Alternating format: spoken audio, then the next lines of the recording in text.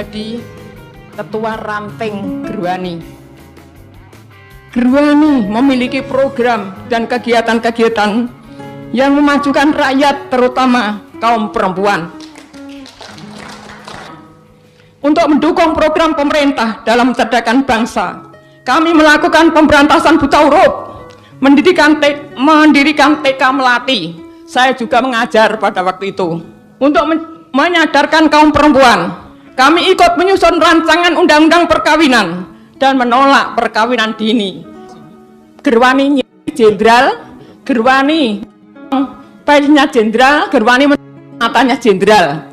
Berita Yuda, angkatan bersenjata, menyebarkan berita kalau Gerwani melakukan perbuatan-perbuatan yang amoral. Orang itu bukan orang Gerwani dan dipaksa untuk bersaksi dan menari di hadapan para jenderal. Gerwani dibikin bulan-bulanan oleh mereka dan pada waktu itu dipimpin oleh ABRI. Saksinya juga masih hidup dan buktinya banyak, yaitu 7 titik makam masa di Pati. Apa salah saya sehingga sampai sekarang saya masih diintimidasi?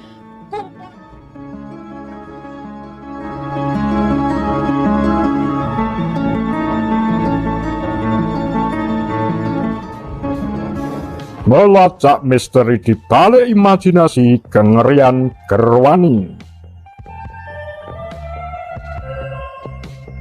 Propaganda hitam dalam sekejap menghancurkan gerakan wanita Indonesia, Gerwani, pasca gerakan 30 September 1965. Hingga kini, sosok di balik pencetus ide propaganda itu menjadi misteri. Sejarawan Lembaga Ilmu Pengetahuan Indonesia, Asfi Warman Adam, tergelitik mencari seluk-beluk munculnya ide propaganda tentang kekejaman yang dilakukan Gerwani terhadap para 7 perwira Angkatan Darat di Lubang Buaya, Jakarta Timur. Pembuat propaganda ini jelas intelektual, bukan orang sembarangan. Gerwani dicitrakan Orde Baru identik dengan kelompok militan yang mengerikan. Mereka disebut melakukan penyiksaan dengan menjungkil mata dan menyilet kemaluan para jenderal di Lubang Buaya. Gerwani juga disebut melakukan tarian bugil yang disebut tarian harum bunga, serta dikisahkan berperilaku seksual tak senonoh. Semua cerita itu dimuat dalam berbagai media, terutama media yang dikendalikan militer seperti Angkatan Bersenjata dan Berita Yuda. Awal 2000, Asfi dalam sebuah perbincangan bersama seorang mantan pengurus Gerwani membicarakan ide dari propaganda penyiletan alat vital jenderal. Ex Gerwani itu menyinggung sebuah novel karangan penulis Prancis Émile Zola berjudul Germinal. Novel saduan yang diterjemahkan ke bahasa Indonesia dari bahasa Inggris itu sempat dipasarkan di Indonesia di era 1960-an. Germinal merupakan roman penting dalam kesusastraan Prancis. Novel itu dikemas dalam cerita bersambung yang ditulis Zola selama kurun 1884 hingga 1885. Novel yang telah diadaptasikan dalam 5 film itu mengisahkan tentang kekecilan buruh pabrik dan pertambangan di Eropa pada 1860-an. Zola menggambarkan tentang kekerasan dan ketidakadilan yang menimpa buruh oleh para borjuis. Alkisah, di tengah kehidupan buruh yang serba sulit, ada seorang rentenir yang menjajakan jasanya kepada masyarakat pertambangan. Celakanya, si rentenir bukan hanya meminjamkan uang, namun juga melakukan pelecehan seksual terhadap anak-anak buruh tambang. Tak bisa membendung puncak amarah, puluhan istri buruh tambang menyerbu rumah si rentenir, melakukan pembalasan dengan menarik kemaluan si rentenir sampai putus. Diduga, orang yang mencitrakan Gerwani sebagai kelompok perempuan bengis adalah orang yang pernah membaca buku karangan Zola. Menurut peneliti sejarah Gerwani asal Universitas Amsterdam, Saskia Wieringa, Hingga kini tidak ada peneliti sejarah yang mengetahui soal asal-usul pencetus propaganda hitam terhadap Gerwani. Tak ada yang mengetahui siapa pencetusnya. Pencetus bisa militer, tokoh agama yang dekat dengan militer, atau pihak lain. Pemberitaan masif media beberapa hari setelah meletus peristiwa G30S, harian militer Berita Yuda memajang clipping penggalan koran sayap kiri. Koran sayap kiri seperti Harian Rakyat, Warta Bakti, dan Seluruh Indonesia ketika itu memuat berita yang berseberangan dengan versi media militer. Harian Rakyat edisi 2 Oktober berjudul "Letkol Untung Komandan Batalion Cakrawirawa menyelamatkan Presiden dan Republik Indonesia dari Grup Dewan Jenderal." Judul hampir serupa juga dimuat Warta Bakti terbitan 1 Oktober. 3 hari setelah terbitan Berita Yuda, muncul instruksi Menteri Penerangan Mayor Jenderal Ahmadi yang melarang penerbitan surat kabar yang dianggap kiri terhitung 6 Oktober 1965. Media yang dilarang adalah Harian Rakyat, Warta Bakti, dan Seluruh Indonesia. Sejak saat itu, pemberitaan media massa dikuasai oleh tulisan tentang stigma kengerian Gerwani yang diawali laporan dari Harian Angkatan Bersenjata dan Berita Yuda. Beberapa pemberitaan media massa kala itu berbunyi, matanya dijungkil.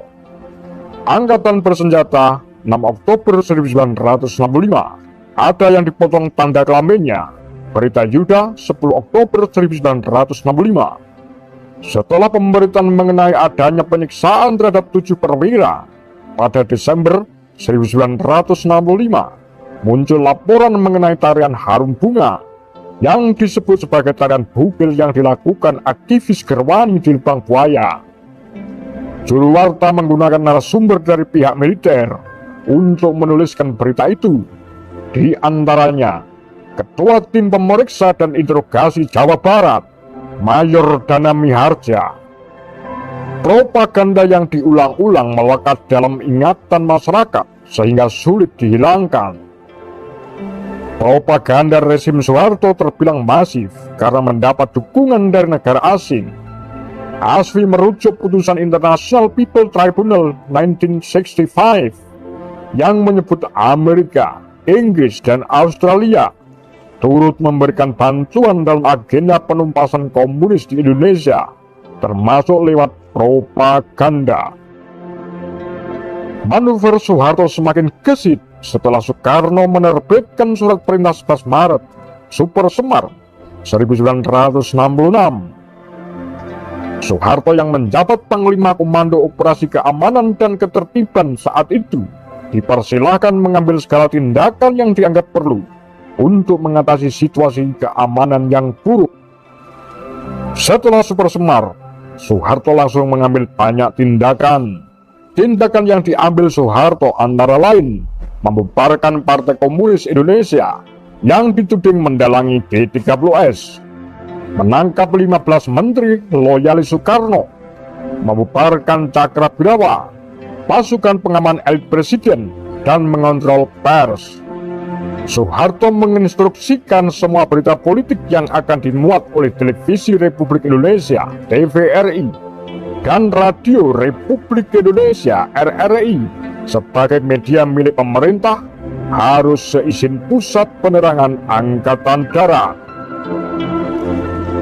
Dominasi pemberitaan itu pun otomatis beralih kepada penguasa baru. 1 tahun setelah Soeharto lengser dari kekuasaan, Yosef Stanley Adi Prasetyo yang kini menjadi anggota Dewan Pers membuat makalah untuk seminar Tragedi Nasional 1965 dengan judul "Penggambaran Gerwani sebagai kumpulan pembunuh dan setan". Stanley dalam tulisannya berusaha mengungkap fitnah dan fakta penghancuran organisasi perempuan terkemuka di Indonesia. Menurut Stanley, secara organisasi Gerwani ditutup dengan cara menjadikannya sebagai bagian dari epilog pengkhianatan G30S. Sejarah Gerwani yang pernah menjadi pembela kaum perempuan dan anak-anak kini hanya jadi gambaran kaum sundel di dinding relief Museum Pengkhianatan PKI dan film Pengkhianatan G3SPKI karya Aydin Sinur serta sejumlah buku sejarah. Korban pertama dalam sebuah konflik adalah kebenaran. Penguasa otoriter dimanapun selalu menggunakan media untuk berpropaganda agar kebijakannya didukung publik. Hal itu terjadi di Uni Soviet, Cina, hingga kini penguasa Korea Utara masih menggunakan media untuk menipu publik dan menciptakan loyalis kepada Kim Jong-un. Dalam konflik, media kerap tak bisa independen, apalagi jika konflik itu besar dan menghasilkan resiko bagi keberlangsungan media. Jadi jangan kaget bila kantor redaksi media, stasiun pemancar radio, dan stasiun televisi adalah objek vital yang masuk prioritas untuk dikuasai kekuatan politik secara diukir oleh penguasa. Demikian Kura-Kura Tagar Lambe Sundel.